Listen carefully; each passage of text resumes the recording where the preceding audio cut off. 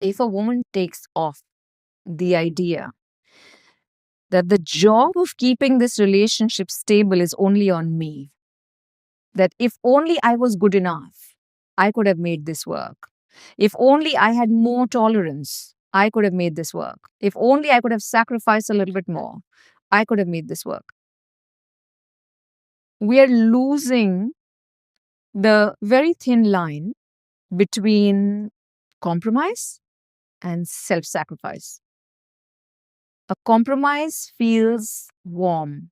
It feels peaceful. It feels like, okay, Tuesday, Thursday, Saturday, we do what you want. Monday, Wednesday, Friday, I do what I want. And we can both happily coexist. But people keep pushing that boundary. Other people want to decide how much you should sacrifice. And that almost goes on to self abandonment. It's like saying that listen, you wanted a family, so you had to give up your career. You had to move to a different country. You had to give up your job. That's what all women do, don't they? So what's new? I'll do what my mother did. I'll do what my grandmother did. I'll do what my great grandmother did. This is expected. This is the norm. It is not the job of a woman alone to keep a relationship fixed. It is the job of both the partners. If you feel you've done everything you could, if you feel you've taken therapy, if you feel you've done self reflection, if you feel I tried this also, that also, I have left no stone unturned, but this relationship still doesn't work, you should move out.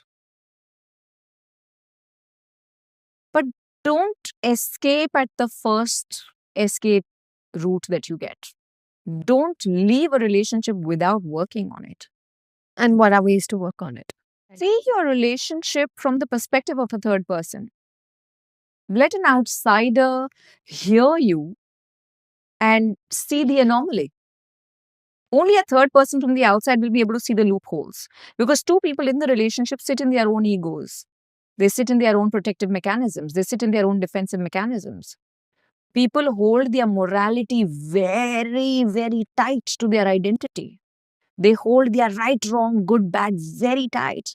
But your right, wrong, good, bad could be irrelevant today. Your belief systems could be irrelevant today. You will need a third person to tell you that you don't need this. Why don't you try letting this one go and then see?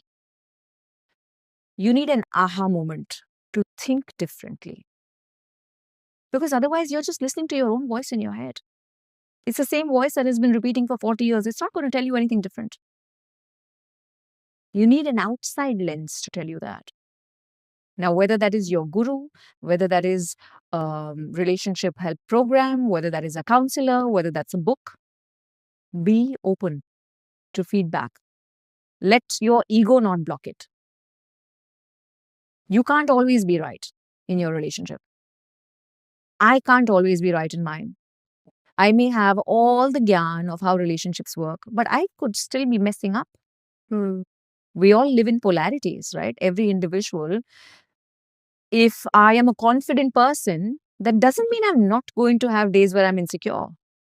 If I'm a very disciplined person, it doesn't mean I'm not going to have days where I'm cheating. We are all living in polarities. But we create these very hardcore ego bubbles to keep repeating that, no, I'm right, I'm right, I'm right. It's not my problem, it's their problem. It's not my problem, it's their problem. But sometimes we could be the problems.